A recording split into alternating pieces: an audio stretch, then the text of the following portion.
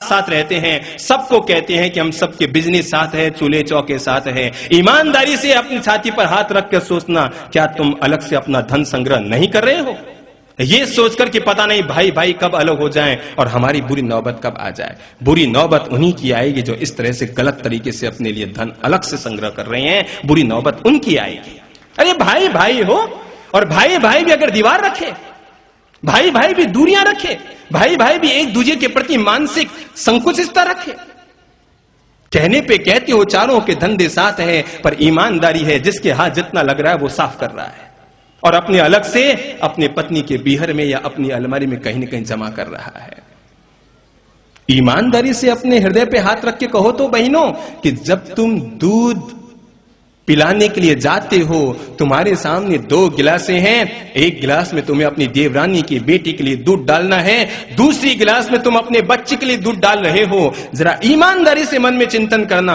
यही सोच होती है जो परिवार को तोड़ती है कि व्यक्ति जब अपने बच्चे के लिए गिलास में दूध डालता है तो कोशिश करता है कि मलाई मलाई इसमें डाल दूं और पीछे वाला दूध अपनी देवरानी के बच्चे के लिए डाल दूं। और ये जो संकुचितता होती है, ये एक दिन मन में आती है, फिर वचन में आती है, व्यवहार में आती है और फिर परिणाम में आती है। क्यों टूटता है परिवार? आपको पता है परिवार क्यों टूटता है? सबसे पहले व्यक्ति के मन में इस तरह के संकल्प विकल्प जगते हैं, मानसिक दूरियां पैदा होनी शुरू होती है। आदमी एक दूसरे से अलग होने की सोचता है। पहले मन में दूरियां पैदा होती है, फिर एक दिन गुस्से में आकर आदमी वचन से बोल देता है, हां हां मेरे साथ तूने ऐसा किया, मैं ऐसा नहीं करूंगा। मन का परिणाम वचन पर आया। धीरे धीरे वचन पर आती हुई लड़ाइयां कभी हाथों पर आ जाती है, भाई भाई पर हाथ उठा देते हैं और हाथों पर आई लड़ाइयां एक दिन सड़क पर आ जाती है, सड़क पर आई हुई लड़ाइयां एक दिन कोर्ट में पहुंच जाती हैं और इस तरह परिवार कलह से ग्रस्त हो जाता है। मुझे कई बार आश्चर्य होता है जब भी सुनता हूं भाई भाई में दुश्मनी हो गई, भाई भाई में केस चल रहा है, भाई भाई न्यायालय जा रहे हैं, भाई भाई टूट रहे हैं, भाई भाई अलग हो रहे हैं। मुझे कई बार आश्चर्य होता है। आप लोग देख रहे हैं, हम जो 2 मंच पर बैठे हैं ना संत, ये एक ही मां की कोख से जन्मे हैं। और आपको बताऊं, इस दुनिया में प्रेम किसे कहते हैं, एक दूसरे के प्रति मान और सम्मान किसे कहते हैं, एक दूसरे के प्रति सैक्रिफाइस किसे कहते हैं, अगर ये समझना हो तो कोई हमारी जिंदगी से समझे। शायद लड़ना झगड़ना बोलना बर्ताव करना तो बहुत दूर की बात, जिंदगी में अब तक 40 साल में हमें यह भी नहीं याद कि हमने एक भाई ने दूसरे भाई की कभी बात भी काटी हो। एक भाई ने जो कह दिया वो दूसरे भाई का निर्णय। जिंदगी में कभी ऐसा नहीं किया कि भाई ने भाई की बात काटी हो। अगर भाई भाई की बात काटेगा तो दुनिया में प्रेम किसके साथ होगा? अगर भाई भाई से दूरियां बनाएगा तो दुनिया में प्रेम किसके साथ होगा? आधी दुनिया के लिए हम उदाहरण बनते हैं प्रेम के, और आधी दुनिया के लिए हम जलन के कारण बनते हैं। पर कुछ भी हो, हम जानते हैं कि जिंदगी अगर जीनी है तो प्रेम से जियो, जिंदगी अगर जीनी है तो आनंद से जियो, जिंदगी अगर जीनी है तो त्याग से जियो, एक दूसरे के प्रति सैक्रिफाइस की भावना से जियो।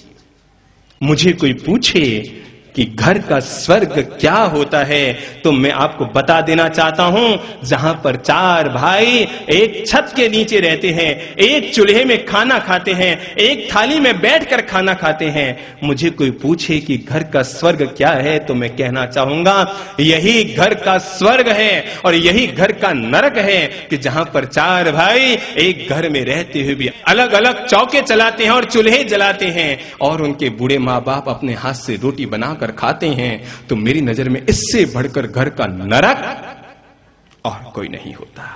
ये अंतिम नरक है तुम्हारे घर का कि अगर तुम्हारी बहू तुम्हारे लिए खाना बनाती हो और तुम्हारे पिता के लिए तुम्हारी मां को खाना बनाना पड़ता हो, सोच लेना तुम नारकीय हो, नारकीय इसी मनुष्य की योनि में।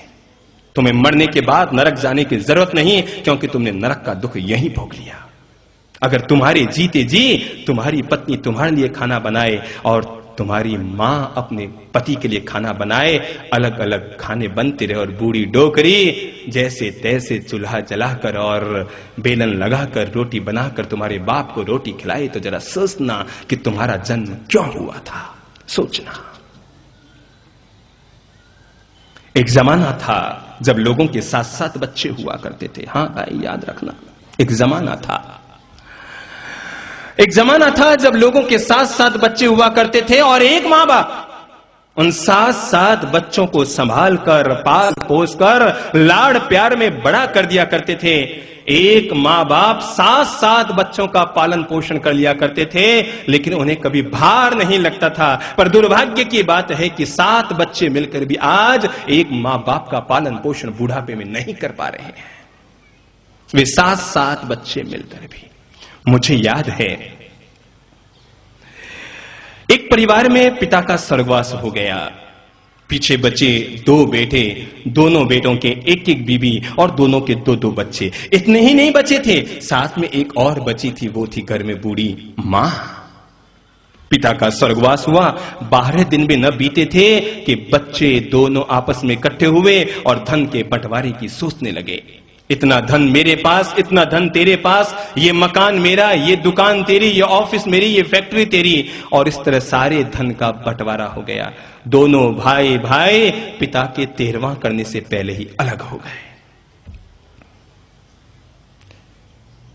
वे तो दोनों अलग हो गए, बंटवारा दोनों का हो गया, पर बीच में फंस गई बूढ़ी मां।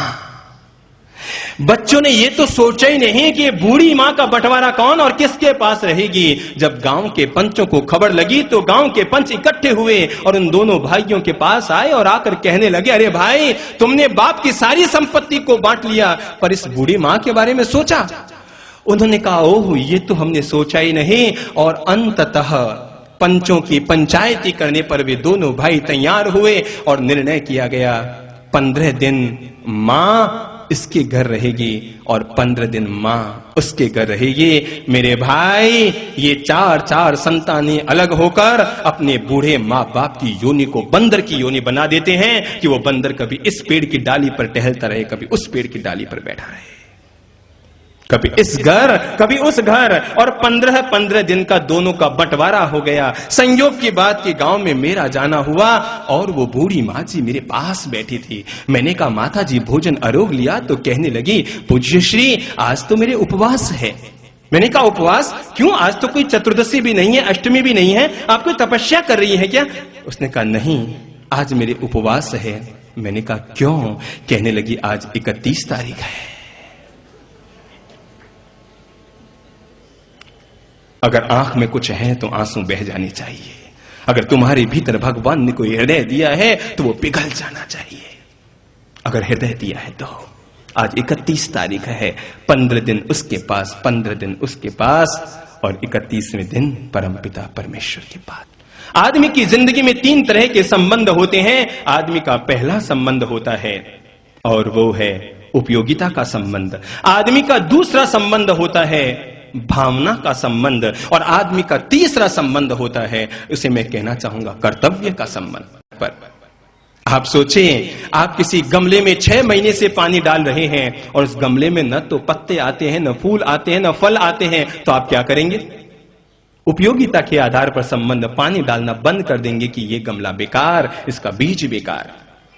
मित्रों के साथ आदमी की उपयोगिता होती है, पत्नी और बच्चों के साथ आदमी के संबंध भावना के होते हैं, प्रेम के होते हैं। आप ये मत समझना कि आदमी अगर अपनी पत्नी के साथ रहता है तो इसलिए कि उसने अग्नि की साक्षी में 7 फेरे खा लिए हैं। अरे 7 फेरे तो 7 दिन में ठंडे पड़ जाते हैं। अगर आदमी 7 जीता है तो उसमें मुख्य कारण आदमी की भावना, प्रेम की सोच रहती है, और आदमी उसे भी निभा लेता है, जीता है। लेकिन आदमी की जो तीसरा संबंध होता है वो है कर्तव्य का संबंध, और वो कर्तव्य का संबंध आदमी के घर में रहने वाले बूढ़े माँ बाप और दादा दादी के साथ होता है। देखा करता हूं, आदमी उपयोगिता को तो जी लेता है, आदमी भावना के रिश्तों को भी जी लेता है, लेकिन जो रिश्ते आज रिश्ते जा रहे हैं, जो रिश्ते आज रिश्ते जा रहे हैं, वो है कर्तव्य के संबंध, और वो है माता पिता, घर में पलने वाले बूढ़े दादा दादी के साथ रहने वाले रिश्ते। आदमी सोचिए वो उनको कितना निभा पा रहा है। व्यक्ति इस बात का चिंतन करे कि वो उन रिश्तों को अपनी जिंदगी में कितना निभा पा रहा है।